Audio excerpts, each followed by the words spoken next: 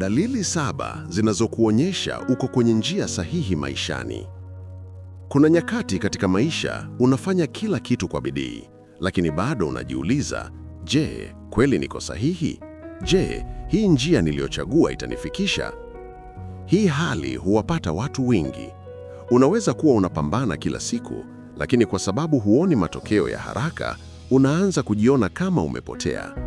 Unaangalia wengine wanaonekana kufanikiwa haraka, halafu unaanza kujiuliza kama wewe umechelewa au umechagua njia mbaya. Lakini ukweli ni huu, si kila mafanikio huonekana mapema. Kuna mafanikio yanajengwa kimya kimya, ndani kwa ndani, kabla hayajaonekana nje. Na kama una dalili hizi, basi kuna uwezekano mkubwa sana kwamba uko kwenye njia sahihi, hata kama huoni matokeo makubwa bado. 1. Unaanza kubadilika kiakili. Unajikuta mawazo yako hayafanani tena na zamani. Vitu ulivyokuwa unapenda zamani havikuvutii tena.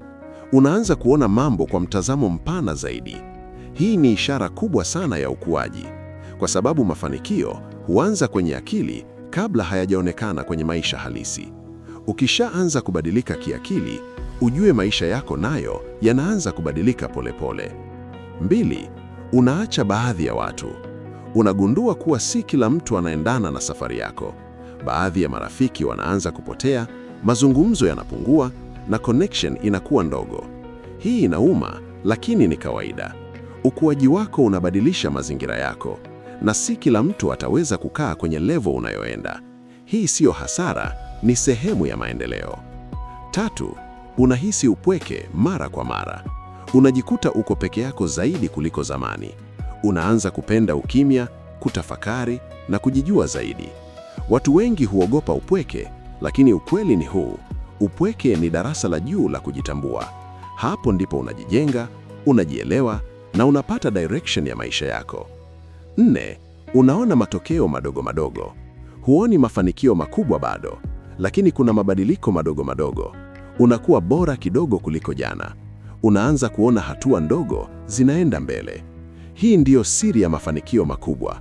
Mafanikio huanza kidogo kidogo, sio kwa mlipuko mmoja. Ukiona unabadilika hata kwa asilimia ndogo kila siku, ujue uko njiani. 5.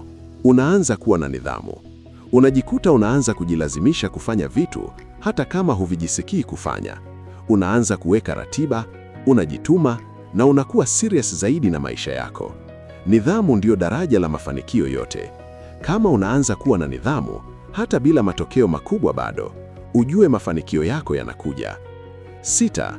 Unaacha visingizio. Zamani ulikuwa unalaumu mazingira, watu au bahati, lakini sasa unaanza kuwajibika mwenyewe. Unaanza kuelewa kuwa maisha yako yako mikononi mwako, na kila unachofanya kinaathiri hatima yako. Hii ni hatua kubwa sana ya ukuaji, kwa sababu watu wanaofanikiwa hawalaumu, wanabadilisha. 7. Unahisi ndani yako kuna kitu kikubwa kinakuja. Hata kama huwezi kuelezea vizuri, unahisi ndani yako kuna kitu kinabadilika. Unahisi kuna maisha makubwa mbele yako. Hii siyo bahati, ni ishara ndani kuwa uko kwenye njia sahihi.